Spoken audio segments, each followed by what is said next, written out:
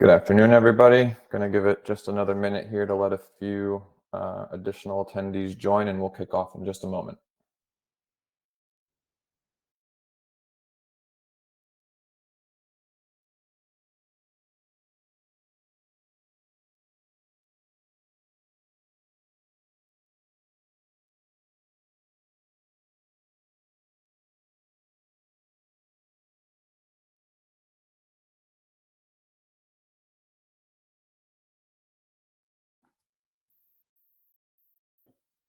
All right, can somebody just confirm that I'm in fact audible? Amitava, are you able to hear me, for instance? Yes, can clearly. Terrific. All right, so let's kick off. So good afternoon, welcome, and thank you all for joining our first ever virtual panel discussion. Be kind, it is the first time that we're doing this. I'm Patrick Roback. I am the co-founder and CEO of Cartograph Solutions, and I'll be moderating today's conversation. In just a few minutes, we're going to introduce our esteemed panelists who will be taking a deep dive into the astronomical costs associated with financial crime compliance. I think that's a topic that many of us can relate to. Now, one of the key driving forces behind this massive global spend and a topic at the forefront of today's webinar is data. I think we can all agree that data integration and its ongoing management are foundational to the efficacy and efficiency of our programs. That's why we set out to build Cartograph AI, where we combine decades of hands-on experience with cutting-edge technology to transform the way we interact and govern the data that's feeding our systems. There will be opportunities to see Cartograph AI in action, and that includes the 3 core modules. That's the Source Data Explorer, our Source to Target Mapping Matrix and ETL Code Designer, as well as the 4th component, which is our Data Governance module that sits across those. But for today, we're going to shift our focus to this very interesting conversation and topic that we have in store for you. So first, a few housekeeping items before we begin. First, let's kindly keep our microphones muted until the Q&A session that we have reserved for the last 10 minutes. You can submit your questions via chat or speak up at that time. Second, as you should have heard upon joining, this session is being recorded and it'll be made available on our website. That's cartographai.com. And last, but certainly not least, we're operating under Chatham House rules. And for those that aren't familiar, this allows our participants from today's event to use the information that you receive, but please do not reveal the identity or affiliation of any of our speakers. We want people to be able to converse freely and openly without their comments or experiences being publicly attributed to them. So without further ado, we're going to have our panelists introduce themselves. I just want to make sure our audio is working for our panelists. Let's see. So Amitav, I heard you. Robert, are you still experiencing audio issues? Can you confirm?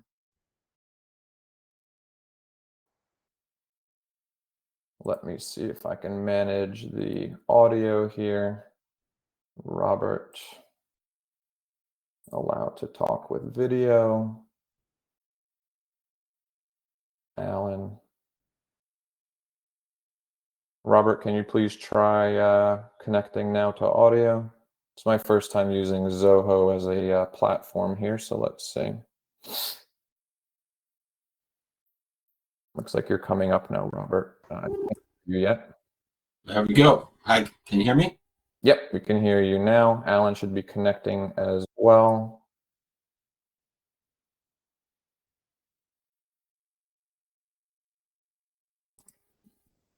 Ramon, let me allow you to talk with video.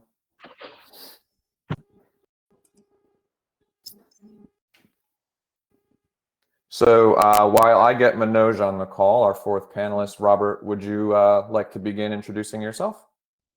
Sure. Hi, everyone. So Robert Jacobsi here. I am the CIO of Corporate and Actuarial Technology at Pacific Life. I've been in the risk, finance, compliance space as an information technologist for the last 20 plus, almost 25 years. Started my career at the New York Stock Exchange in capital markets, worked through various investment banks, which is where I met many of the panelists that you'll have on here, and have taken many investment banks through various consent orders, MRIAs, associated with the Bank Secrecy Act and AML. So that's me. Alan, you're up next. Thank you, Patrick. Can you hear me? Yes. Great. Hi, Alan Morley. I lead Huron's anti-financial crime BSA compliance advisory practice. So my role is working in concert with the technology teams at Huron. We look to help banking clients meet the terms of a consent order, an MRIA or what have you, how to embrace new technology, most importantly, how to acquire the data, integrate it and pull it together. And my role is ultimately how to use it in operational defense of the organization. So I'm very much looking forward to this conversation. Thank you, Patrick, for inviting me. Pleasure to have you, Alan. And Ramon? All right, make sure you can hear me. Perfect. So my name is Ramon Ramirez. I'm the Director of AML Operations at Western Alliance Bank. I'm probably your end user for this data that we're talking about, and really excited to have this conversation with some of my colleagues. Yeah, that's about it. Thank you.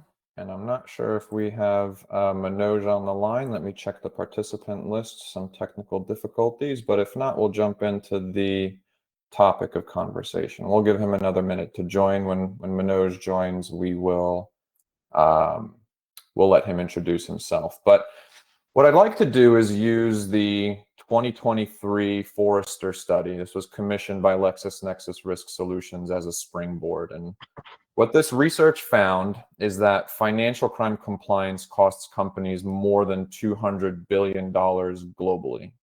EMEA led the way with a staggering $85 billion, followed by North America at $61 billion, APAC at 45, and Latin America contributing $15 billion. Alan, that study is now 2 years old, which frankly is a lifetime with the way that things change now. Yeah. But have costs continued to rise? And in your experience, what are the driving forces behind this trend? Great question. Costs continue to rise, which is the fundamental pressure behind so many recent activities, which we're going to get to talk about later on the call. What we're seeing is data in of itself never dissipates or goes away. Even if you delete it, it keeps coming back. We are busy people, we're active, banks are active, and they've got transactions, customer dynamics and everything else every day. So data just keeps building and building and building. And managing that data becomes ever more complex against the myriad of different uses that they have. Now, in our world of anti-financial crime, we have both the requirement to meet the obligations of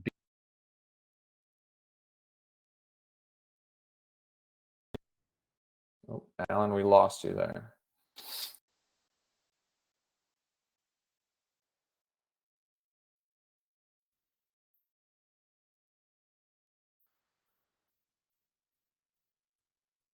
Looks like we may have lost Alan's audio. Can you guys hear me? You're back now on, Alan. Can you, let's see if you can come off mute. Yeah, sorry about that. So what I was messing around with was just trying to allow your video, which is probably what cut you off. Please, can you complete your thought? And then I want to shift to Robert. Oh, you're still on mute.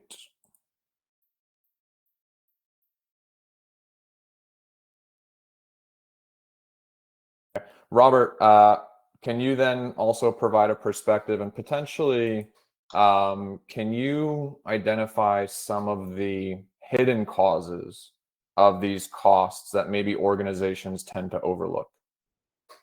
Sure, sure.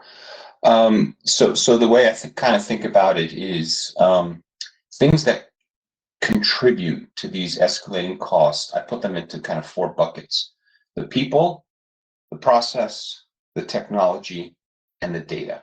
And I think we'll talk a lot about data today, right? But oftentimes organizations start with, resource and capacity constraints. The level of change saturation in any of these large organizations is significant. And people are working on multiple projects, multiple initiatives, and then you're trying to do a very complex implementation of whether it's a new implementation, an updated implementation, a change in models, an adding of a new business or products. And so we typically struggle to get access to good people, to people that understand our data, understand our business flows. So that's kind of one. And then oftentimes people are dispersed, right, globally, or even within a current region. Second is process. The manual data wrangling that we experience around process, and hopefully many of you can associate with that, because that data wrangling doesn't happen systemically. We have so many disparate systems, technologies that have to come together, and oftentimes it's done very manually, and that complexity continues to rise. I'll talk about the technology, or I'm just putting a few topics out there that we can double click into further on. Whether it's the type of tooling, we have redundant tooling, we have limited data architecture discipline. So the discipline, and again, this will tie very nicely into why we chose to pursue something like Cartograph. So because the discipline around data architecture has been poor across these organizations, particularly around our legacy systems. And then in the data component, right, there's this lack of trust in data.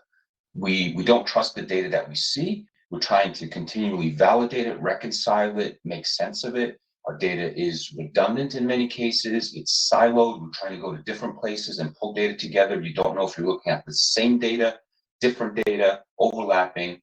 And then also just the awareness of existing data assets. Try to find people, anyone that's done one of these programs, to try to go around the organization and find who understands those data assets. It's harder and harder in the organizations. So that would be my response to that. Thank you. And I do see that we had Manoj join. Manoj, if you can unmute, and let's just make sure your audio is working. I'd love to give you an opportunity to first introduce yourself. But then what I would love to get your perspective on is, despite these massive investments, right? So I quoted the figures that are now a couple of years stale. Despite these massive investments in technology and talent, I think it's no secret that many financial crime compliance programs remain inefficient. And I want to try to understand, why isn't the spend resulting in improved efficiency? But first, let's start off with an introduction, and then if you wouldn't mind, your perspective on that question. Thanks, Patrick. So some of you probably know me, Manoj Tejwani. I have been in the banking industry for several years now, have been part of different parts of the investment banking space, front office, IT for several years, operations, and now doing a lot of risk work as well. And, I've been probably worked with many of you in this space as well. Thank you for having me on this panel. To your question about why we don't see value coming out of all the spend, is it's a complex question. There are several components to it. We have challenges with data, which is the essence of the conversation here. We have data coming from different silos. There's no clear understanding of the data. There's inefficient use of tools that is happening.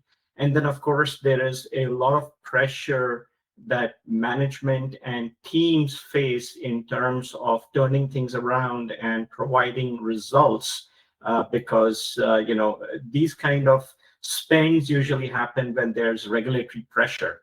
And with that in mind, there's always a pressure to show results, and we're not always investing a lot of money or a lot of time in ensuring that the data is really of good quality. So that's something that that we understand, everybody understands, but there are always conflicting priorities where the money needs to go and where the resources need to go. So it's an interesting place to be in always. How do you balance everything? Yeah, and I think what was evident with what you just said is the extent of the overlap with some of the challenges that Robert brought up, right? So lack of trust in data, silos, whether that's knowledge silos or data silos. You also introduced the interesting perspective of pressure, right? And I think regulators are one of the key stakeholders that apply pressure to our programs. I think there are other key stakeholders that also apply different kinds of pressure. And ultimately, that has an impact on how efficiently we're able to allocate our resources and how much time we can really dedicate towards something as foundational, right, as data quality, data management, and governance, and so on. I'm interested to hear. Yeah, please. Go ahead.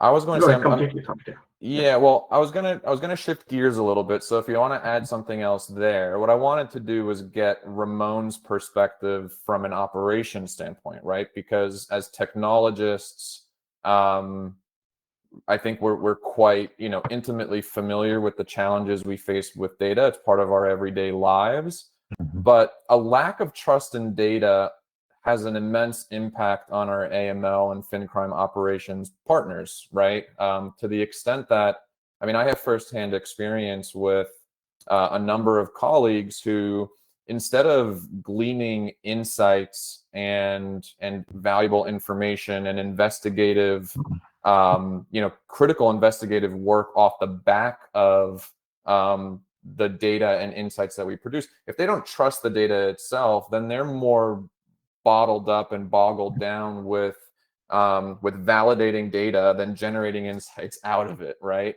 So I'd love to, shift gears a little bit, and from an operations standpoint, how is that impacting your teams?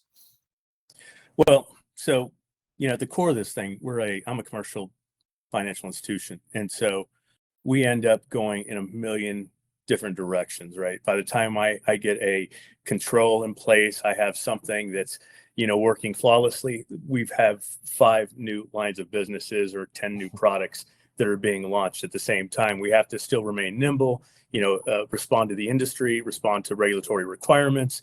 All those things require a lot of data and data management, right? All the mapping. I have a new system that we onboarded. I have a new product that we're going to be, placing controls around, and all that is, what it boils down to is garbage in, garbage out. So if I don't have the right data coming into my system, my transaction monitoring systems, I waste a lot of time creating manual fixes where I have to throw more bodies at things. And FTEs, bottom line, is the costliest investment that I think an institution can do. Is everybody costs the institution long term a lot more than any kind of technology upgrade.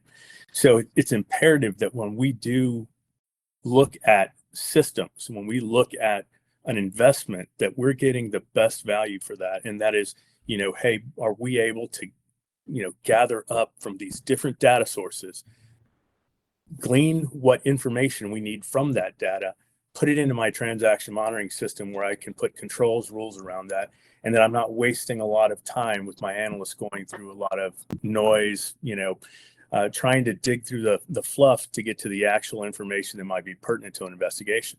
So that's critical, being able to get that data placed in the right place, in the right timings, covering the right information, identifying information that we're going to need, right? Because the bad guys that are money laundering, their tactics and techniques are always evolving, right? So we have to do the same, and we need to stay as nimble as they are in order to put those controls in place. Yeah, and again, resonating with me is another, pressure point on our programs, which is the ability to onboard and address or bring on a new product or market or service, right? And we face those pressures from the business, from our bankers, from the front office, right, to be able to service a particular group of clients. But we have to be able to do so in a controlled environment, but one that's agile enough to shift and change, and respond, right, in an appropriate amount of time. And I think that's part of the problem, where even institutions that do have a robust data governance program and systems in place, how agile are they? Is it like turning a cruise ship, right? Or are they able to respond in a more nimble manner? Yeah, I think that's a terrific point, Ramon. To build on that, Patrick, from my perspective as a consultant coming in with a team of people to facilitate a piece of work, all the points that have just been raised are real, and executives only ever see the sticker price to resolve it or get it sorted out. And the big frustration that I see in the industry is, as these costs get out of control, there is a complete disassociation at the bank operation executive level that has nothing to do with the AML and the AFC function. And yet without it, without those disciplines, so much of what they want to do, they just cannot do. And something that it's an eternal challenge, is constant engagement at the right executive level, regular briefings, not just at some steering committee or what have you, but there should be a functional briefing that includes the data, a data integrity dashboard report or what have you, that says our data is in this condition as of now, because it always changes. And retrofitting a solution is just so expensive and time consuming. Correct me, Ramon. If I look back at our careers and the work that we've done, and Patrick, you've been the same, the effort that goes in and how it delays project launches or migrations and so on to sort out the data is just crazy. It is, and time consuming. So for every process that I don't have a data solution for, there's a manual, process that goes in there that is labor intensive. You have to train people the right way. So we have a problem with, talent acquisition, making sure you have the right people in the right places when you're expanding teams to meet these manual processes. And they're inefficient. We have problems. We have, mistakes are made. So long as there's a person, inputting or pulling out data, those mistakes happen, and then they could cost us in the long run with regulators, right? Finding that you have holes in your system, you have, inconsistency in how you've reported this data, or inconsistency in using the data. And so for us, that is costly in many ways, not only, costly in time, costly in labor intensive, in regulatory fines. All those things are impacted by this. So that's why getting this right the first time and spending the extra time implementing is so important. So on that, how do we learn to trust the data ourselves so that we can push it more solidly into our primary function, and B, elsewhere? Because we know certain other institutions have actually made what I call a strategic investment to do just that. Learn to zero trust data, so they trust it implicitly. It's one of those double negatives. The getting control, who owns it? How should we go about ensuring that we can generate trust for ourselves, because we're an important consumer of it and creator of it, but then as we push it into the other functions, sub-functions, and then wider parts of the business? I'm constantly baffled by the ever-changing dynamic. So Robert, at the executive level, what's the one thing that tells you I've got a better handle, I can trust my data? What's the control mechanism? So most organizations, right, this is where data governance comes in, and employing, why my video keeps freezing, employing good data governance practices. And these are long and hard initiatives. I think back to my UBS days where BCBS 239 came in for regulatory risk reporting, because regulators couldn't trust the data that the banks were giving them in their risk reports. So BCBS 239 introduced kind of what many good data governance programs go by today, the concepts of data owners, the concept of defined data products with lineage, registering your data, having registered data sets, right? Calibra has made a boatload off of, being able to support this. So, but that is really hard and manually intensive, laborious work. And I can speak from experience in having done that. And expensive. And expensive, yeah. And so I think all terrific discussion. I think in a real world application, right, we're hit with a fire drill. We recognize because of that fire drill that we have a problem and we have to react to it. How can institutions shift from being reactive in standing up these programs to being more proactive about it, rather than waiting for a problem to uncover itself and wreak havoc on our applications? Is there a way for us to be more proactive?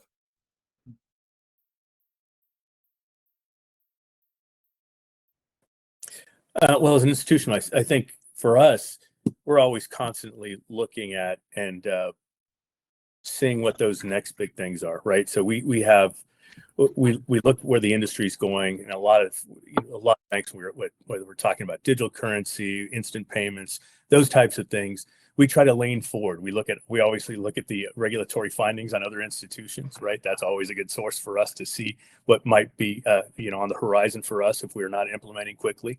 So we tend to take all that information as intelligence that we gather up and try to shore up our own systems.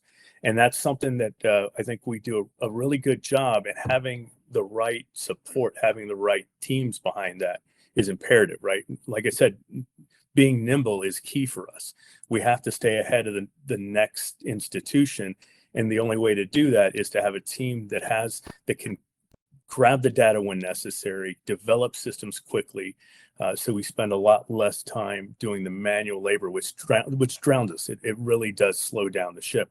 And so having that in place is imperative. So yeah, I think looking forward into a lot of these things, we look at the industry, we look at our counterparts, we look at the actions taking place from regulators, we look at those what seems to be the next trend, whether it's a fintech, cryptocurrency, and then we look at the statistics of fraud, what's happening, what's impacting each one of these different areas, and how do we create a defense, or how do we put controls around something like that at the institution level?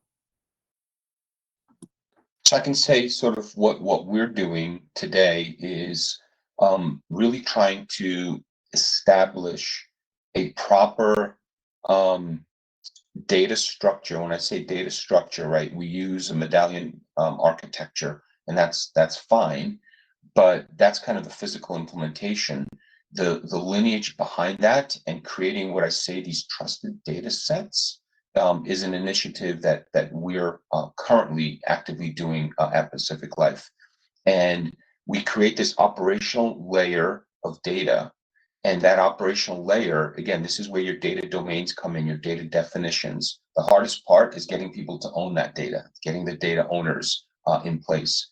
So, but once that data owner is in place, whether it's, call it a product, a policy, a consumer, right? We create these domains and begin to start mapping our data and certifying that data into the domains. And the analogy that I like using is, think of it's great for me to explain to my business partners. Think of baking a cake, okay? Today you're asking, you want to bake a chocolate cake, and you're going to have various ingredients. So I'm going to put those ingredients into buckets for you, right? There's the eggs, there are the sweeteners, there are the yeasts, there's the flavorings, the colorings, right? And we're defining those very well, because today you want a chocolate cake, tomorrow you're going to come and ask me for a strawberry shortcake, and then next year you might want cupcakes, right? But it's still those buckets of ingredients. We're able to clearly identify what they are and understand them correctly. So that's kind of creating this operational layer of data for us to be able to do that more effectively in the future. So On that, Robert, where right now I've got two proposals about to go out for data assessment, two different institutions. And we have the same problem. We're going to go in and see documentation, classic Word documents and Excel files that are disconnected. So while you describe what you've outlined as a solid data management foundation, the nitty-gritty is coming in to look at how is it managed? What are the tools and mechanisms? How are people informed? And you got a document to a person to a system.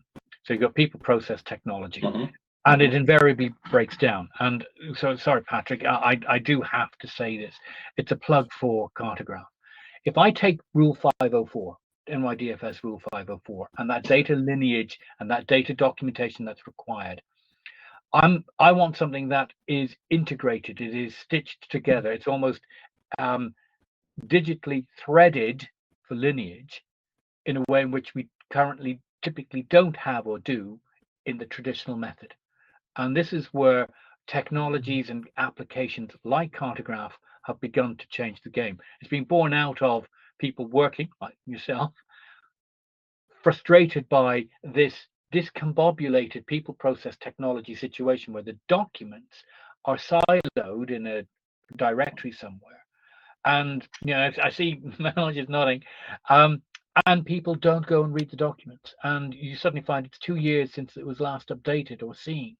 And the regulators, they just look at the metadata, go, so the last time anybody looked at that document was 18 months ago. So how do you know? And there you go, there's your trust gone, because the regulator just goes, nobody's looking at this. What's the management cycle? So it's how we move forward into a better management way. And this is where the newer technologies are opening up all sorts of new possibilities. That's why we're here. And it's encouraging. I echo that, Alan, for sure. What I'd like to highlight here is that a lot of work that happens is reactive. It's not proactive. It's not thinking ahead, because resources, there's always a crunch on how much you can spend and what resources are available, people, systems. And so therefore it's always a response to something that's brewing either on this side of the fence or across the street, and we want to ensure that it doesn't impact us. Yeah, no, Absolutely. that's a big point. I think one of the things is AML, or our financial crimes division, is the biggest consumer of data in the institution by far, above any other section in the industry. We're the biggest consumer of data. But what I'm not is driving the ship, right? I don't get to direct it. I don't get to move it in any direction. I am simply being reactive in whichever way our CEO decides to go. That's the way, and we're headed, and we have to respond accordingly. And it's always to your point, reactive. We're having to react quickly on those things. So how would you like to create agency behind that and stop reacting?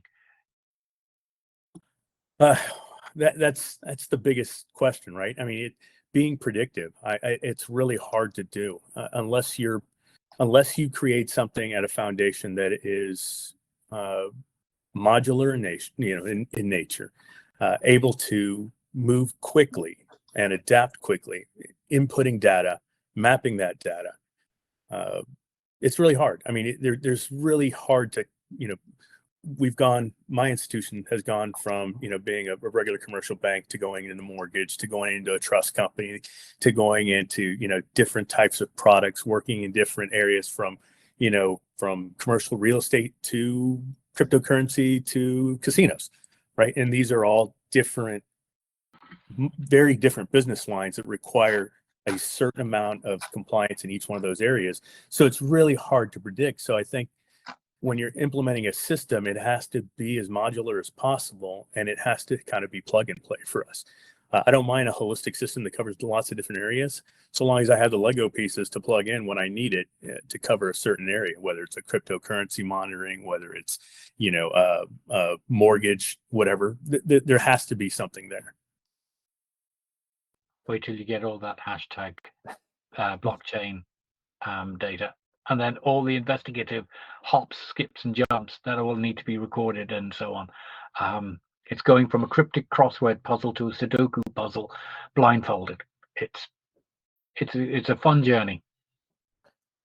So among these many challenges that we're talking about, and at first I wanted to make the point about technology specifically, right? That we have our commitments and our book of work that we've committed to our business partners, and that constrains us in a way to be able to focus on some of these strategic initiatives that may be investing in technologies or processes that will make technology more readily able to adapt, more modular, and be forward thinking and proactive versus reactive. But it sounds like it's a financial crime problem altogether, right? And I was surprised to hear that statistic about the FCC department being the largest consumer of data within the institution. I mean, that's a business case in and of itself. But I wanted to ask, how do we make the business case, either as technologists to our business partners and sponsors, or as a financial crime program holistically? What business case can we make to the people, ultimately, the stakeholders who are signing off on our budgets, that this is important work and it needs to be more proactive? And perhaps it comes back to something, Alan, you spoke about, that of course we need these capabilities in order to keep our models and programs efficient and effective. But maybe it's also demonstrating that we can also use this data in other ways at the institution, of course, within the realms of what's required of us from a data privacy standpoint. But we had an interesting conversation earlier about how else can we use 360 client view data that's authoritative. How else can we use that in the financial institution? Perhaps there's ways to convey up the chain that this is a worthwhile investment, not just for compliance purposes, but for the bank as a whole.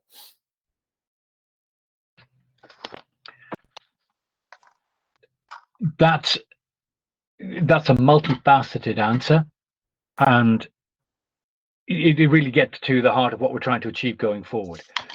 So I see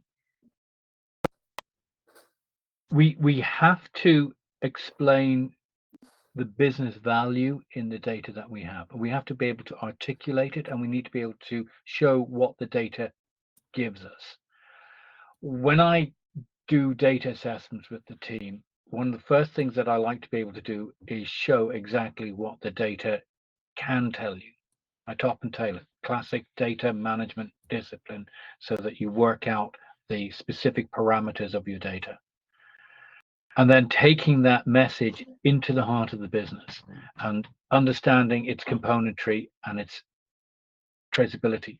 The technology to make that more manageable and easier to do is improving all the time, but it still requires the effort to set it up and go forward. And it's a very powerful management tool that you have, because you can always then maintain the integrity of that which your data is supposed to be telling you and giving you. One of the challenges we've got, and I think Robert and Ramon, you called it out in terms of all this different data that's coming in and all these new products, is the landing zone. How do you bring in new data to your environment? It's not just a case of opening a door and letting data come in. It needs to be thought through properly, and you need to understand how it comes in and how it's led into your data infrastructure, and then how it is consumed by the relevant processes that need to do that. And then that leads me to something that is an increasingly common topic to talk about, and that is when you start to indulge in cloud-based services for the AML function. Let's just take as companies that require you to move data to their cloud instance to operate it. Now you've got a whole data management of data in flight, data security, and then data over there that's doing something that's then coming back here, and so on. And Ramon, your point about the lack of agency and being reactive on this is perhaps a point where you can start to drive the control and give yourself agency, because you're moving the data to higher value service. You're doing it compliantly as per your IT functions controls, but you're the one driving it. And therefore you can, as you start to bring in these other third-party external entities, these cloud providers, you end up with, I think, a different set of tools and capabilities and budgets to give yourself higher control, managerial power. And that's a big game changer that we're seeing, not just in financial crime, but in other parts of enterprise-wide data and processing and services. And then lastly, behind that, beware data that is consumed for large language models and the cost of processing that data. All of your efforts can be undone by a sticker shock that comes down the pike 3 to 6 months later, and it's astronomical. So that's another thing that we've got to be very good at managing, is how our data is processed. We talk about managing the integrity of it, but managing its processing is also our responsibility. Yeah, I think when I talk about control and when you talk about moving from cloud-based to on-prem services, I think that kind of control is, much to my chagrin and my security folks, kind of an illusion. I think we're as susceptible on-prem as we are now in transit. I think the security controls that we have in place are very strong in both cases, in both scenarios, but they're both susceptible to attack, right? And they're both, social engineering usually gets somebody down the line from whether it's on-prem or on cloud services, and you're just as susceptible.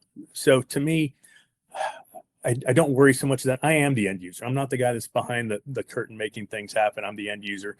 I want to have somebody on a technical team that I can explain my data requirements, explain what I need to have, and them translate that and show me where that data is going to be stored, how it's going to be utilized, what are the timings of it, how fast can I get it to flow in and out of my systems. Those are the types of things as an end user I really am, looking for. Simplicity, right? I'm your average guy. I was in the Army for a long time. I don't need a lot of technical speak. I need you to tell me exactly how this data is going to be utilized, and then make me feel comfortable with it. Because when we talk about trusting the data, right, I want to make sure that I understand how this data flows. I want to make sure that when you're telling me that the timings are correct, that I can see that in the data output. And for me, I think that's the biggest thing of consuming this, and the biggest thing of laying out an architectural framework is to be able to trust that data and see it. And so, for me, my biggest thing is that being nimble, being modular, because we move in so many different directions. I can't stress that enough. I am always responsive. I'm very rarely, I'm not a banker, I'm an investigator, right? I work at finding financial crime, and I have no idea where banking is going to go in the next 3 to 5 years. Because they're always coming up with something new and innovative, which is great. But it's always my job afterwards to do the due diligence and say, okay, well, what are some of the pitfalls of going into this space? Where can it be taken advantage of? Where are the holes in our defenses, and how do I shore that up? So, from an end user perspective, at least.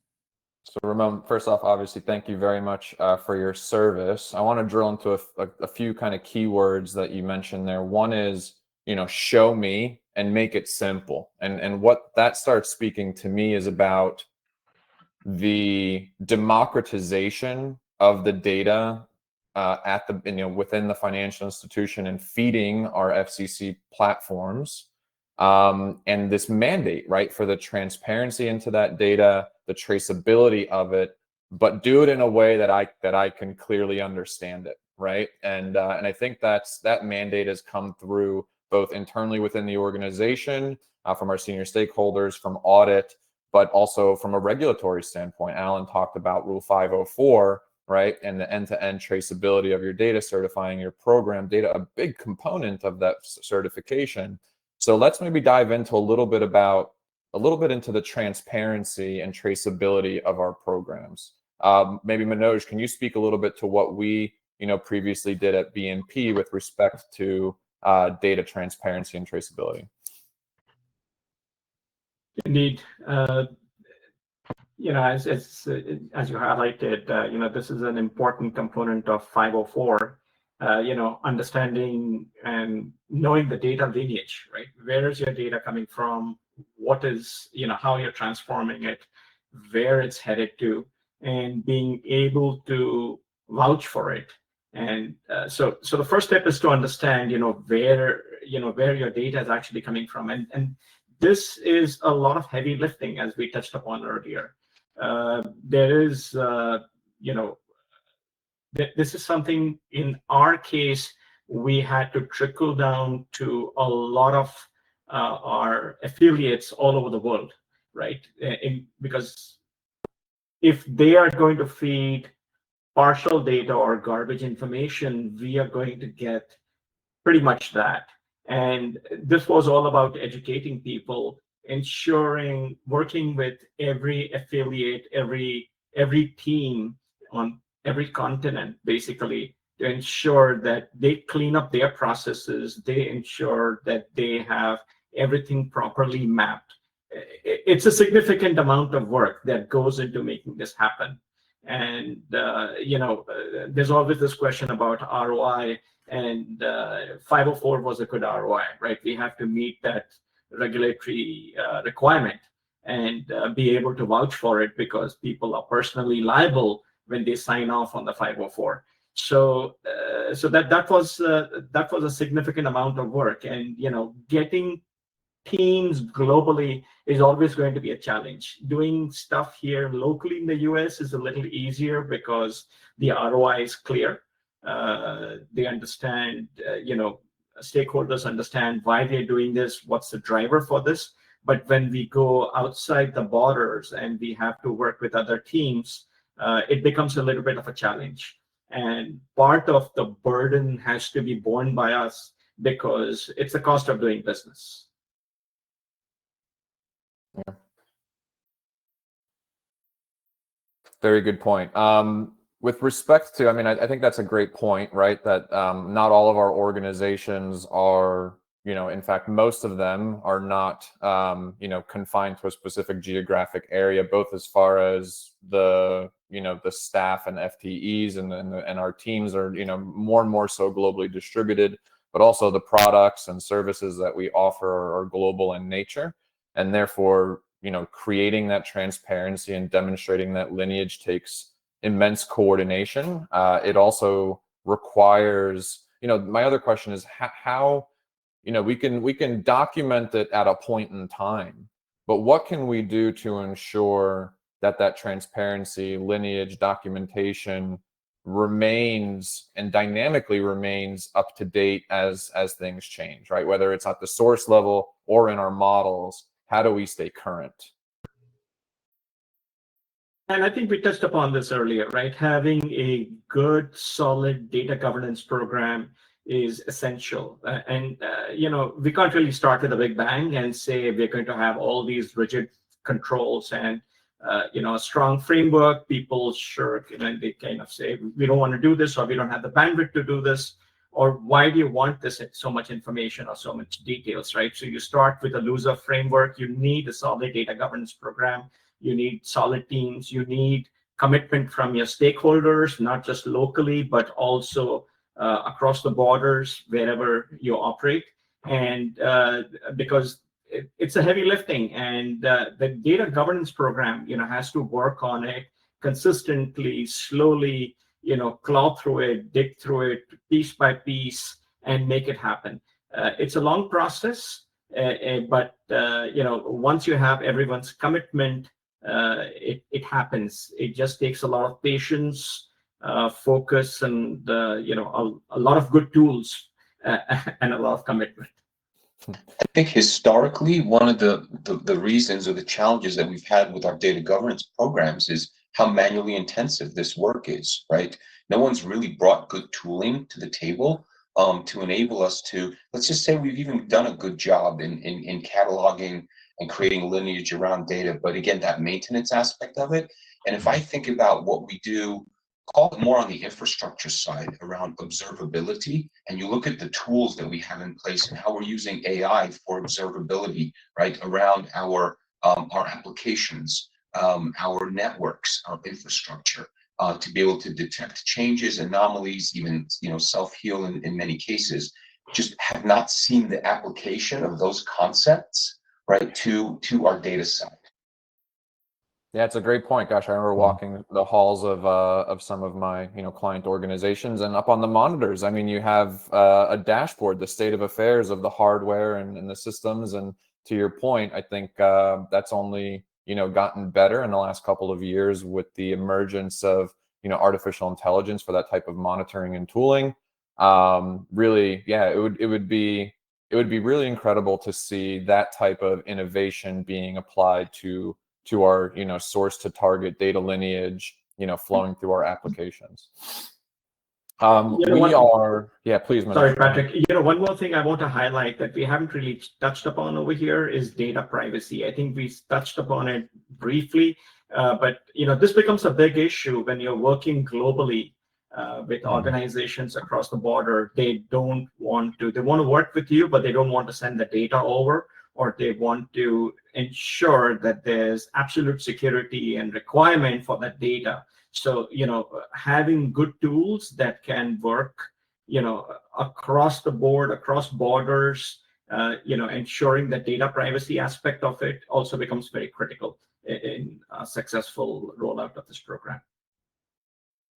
Yeah, that point is well taken, and something I've seen. I think it's always been a topic of interest and an important requirement that we always have to commit to and adhere to.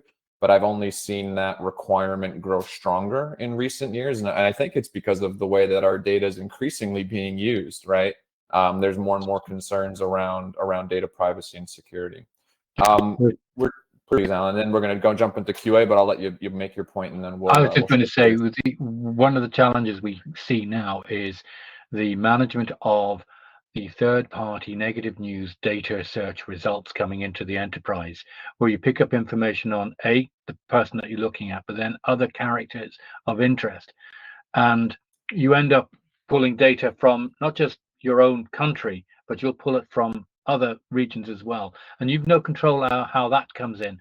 There's a whole, I think it's well brought up, Manoj, there is a whole other conversation about data privacy and the management of it in this ever more complex world of regulation, BSA enforcement, and everything else. So good point. Back to you, Patrick. Yeah, so I'd like to make sure that we give the participants on the line a moment to submit some questions as well. I think that we've had some great conversation. I think we've scratched the surface on a lot of topics, ones that we can all relate to. I always love going into this type of conversation. It always leaves me, itching for more. But let's see if we can address some of the questions coming in. So Anish, thanks for joining, is asking about specific technologies, or if not a specific technology, a specific approach that you've seen either at your financial institution or at a peer institution that has reduced the cost burden of financial crime compliance. So technologies or approaches, basically, tech or processes that have helped alleviate this financial burden. Without giving the name of the institution on this call, based upon my consulting experience, there is an institution that has taken a different approach to cost reduction.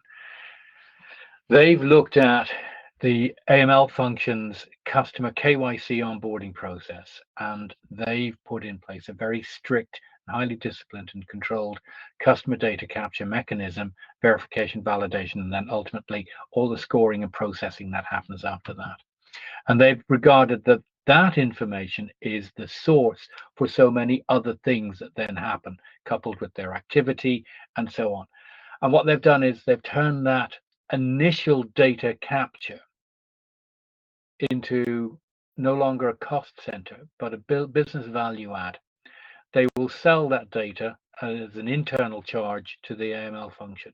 They'll push that data at an internal charge to product management or new product development. And it's carefully controlled. And so what they do is they make the business pay for its value. And so rather than trying to look at taking cost out, which is really difficult to do, we've got to get more targeted with making institutions understand the value that they derive from having it. And in that charge, we convey, this is what it takes to get this kind of good quality data that you can do your job with. Very good. Don't have any other questions in the Q&A, but something from my perspective, I like to come away with something actionable from these types of discussions. Let's assume we're starting from scratch or in the nascent, stages of standing up a data governance program. What are some of the first things that we can do, right, to build a solid foundation to do some of these more ambitious and resource dependent types of changes within our organization? What are some early first steps, some actionable low-hanging fruit, if you will, to get a better handle of our data and put ourselves in a position to kind of build off of that?